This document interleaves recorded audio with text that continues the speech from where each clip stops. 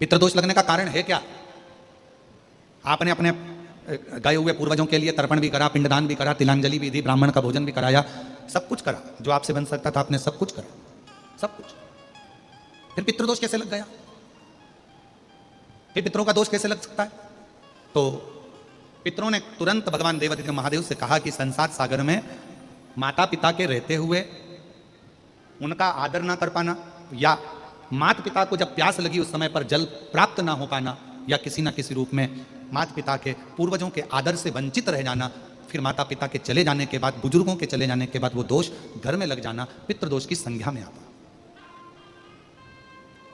और पितृदोष के 4 लक्षण सबसे प्रबल हैं। ये कोई भी अनुभव कर सकता है। पितृदोष के 4 लक्षण में पहला लक्षण है 1 रुपया कमाओ, 1.25 रुपए खर्च हो रहे हैं, समझ लेना पितरों का दोष है। दूसरे नंबर का, एक व्यक्ति घर में बीमार है, ठीक हुआ, दूसरा बीमार पड़ गया, तीसरा ठीक हुआ, चौथा बीमार पड़ गया, घर में कोई ना कोई निरंतर बीमार पड़ा हुआ है, दवाई गोली लगी रही है, समझ लो पितरों का दोष है। तीसरे नंबर पर आप कोई पूजन की थाली लगाए, किसी को भोजन देने जा रहे थे, किसी को पानी देने जा रहे थे, किसी को भोजन का कोई नाश्ता देने जा रहे थे, और आपकी ट्रे में से, आपकी थाली में से, आपके हाथ से अगर कोई भरा हुआ पात्र पानी का गिर गया, नाश्ते का गिर गया, थाली गिर गई, कोई दूध का गिलास गिर गया, कोई सामग्री गिर गई, कोई पूजन की थाली तुम्हारे हाथ में है और पूजन की थाली में से मालूम पड़े कोई सामान गिर गया नीचे, समझ लो कि पितर का दोष है।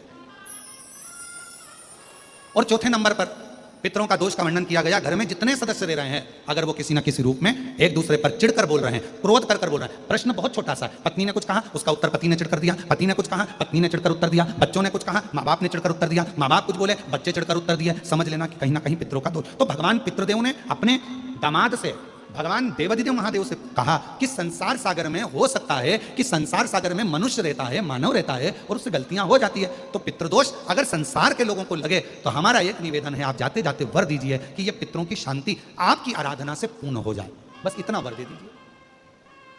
शिव जी उस समय पर मौन हो गए।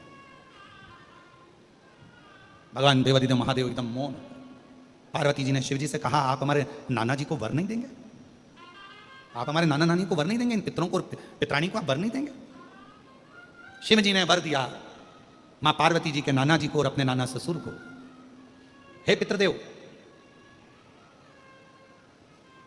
मैं आपको वर देता हूं, श्राद्ध पक्ष के 16 दिन